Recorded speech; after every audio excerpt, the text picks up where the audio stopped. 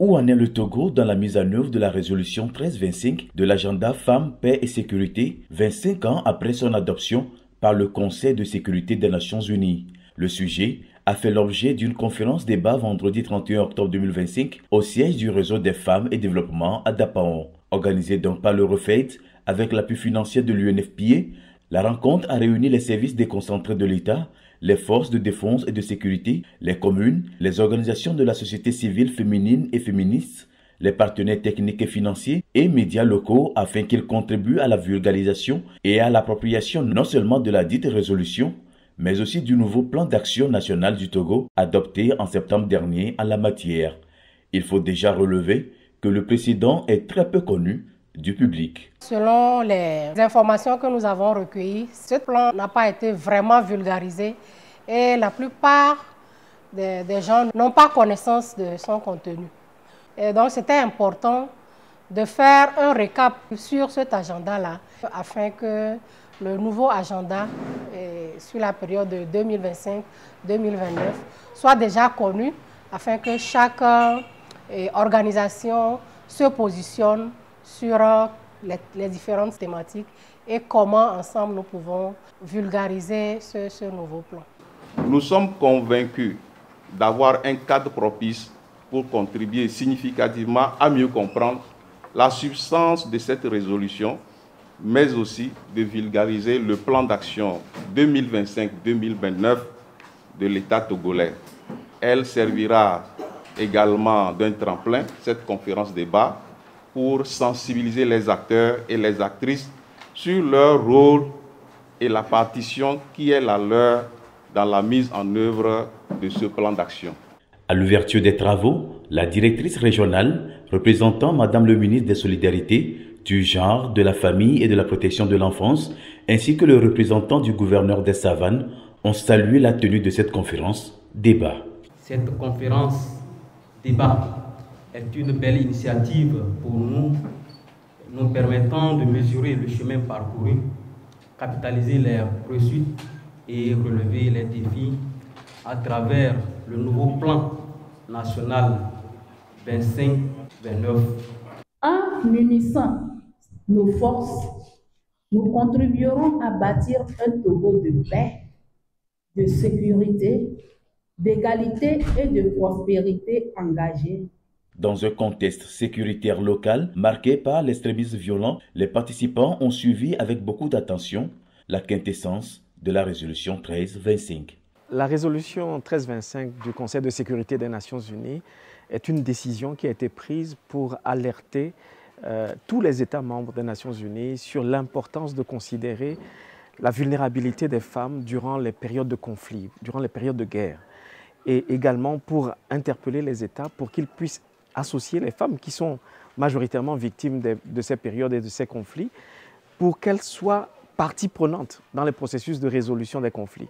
Donc en gros, voilà, il s'agit de lutter contre la vulnérabilité des femmes pendant ces conflits et également tout faire pour que ce soit les forces de maintien de la paix, que ce soit les OSC, que ce soit au niveau des négociations, que les femmes soient fortement représentées parce qu'elles sont les premières victimes.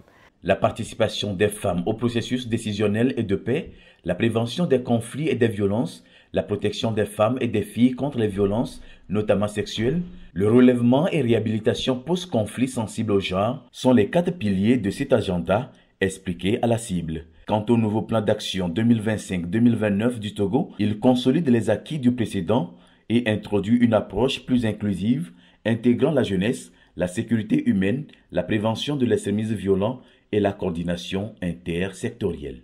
Il prévoit également que l'intervention des organisations de femmes et des organisations de jeunes soit plus forte, plus étroite. Ça nous concerne. Même dans les zones qui ne sont pas exposées à la guerre, eh bien, ces zones doivent se prévenir d'une potentielle attaque. On doit pouvoir être prêt.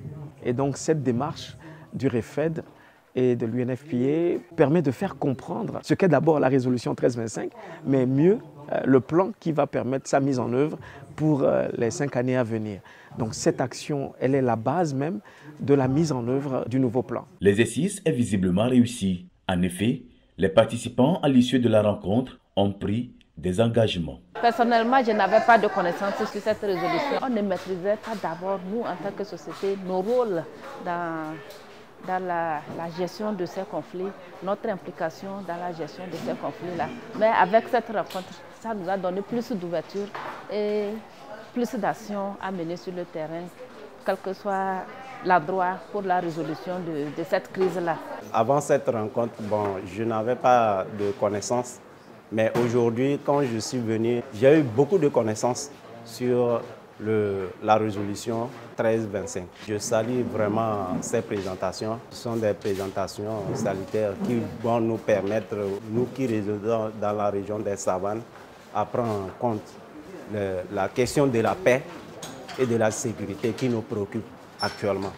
C'est une initiative salutaire à encourager. Pour cette autre participante, la cohabitation entre forces de défense et de sécurité et population dans un contexte de conflits armés est mieux comprise. Pour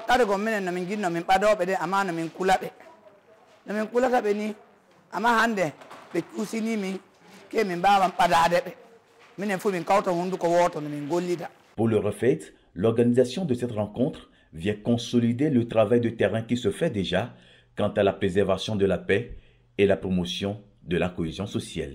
Et vous savez, le REFED, le Réseau des femmes et développement, est une organisation de défense des droits féminins, une fêtière des organisations féminines. Et la vulgarisation de cette résolution 1325 et du plan d'action national au niveau du Togo doit permettre à l'équipe du REFED de bien mener ses activités. Et surtout, cette équipe comprend désormais que ce que le REFED fait, le REFED ne le fait pas parce qu'elle le veut, mais le REFED est sur l'agenda du gouvernement togolais et la résolution 1325 du système des Nations Unies. C'était important, ce cadre, et nous disons vraiment merci à l'UNFPA qui a bien voulu appuyer cette activité. Autre fait, signe que les résultats de cette conférence débat sont atteints est la rédaction de messages de vœux de paix par les participants. Bref, cette rencontre aura favorisé la création d'un réseau local d'acteurs et actrices engagés pour la mise en œuvre de ces agendas.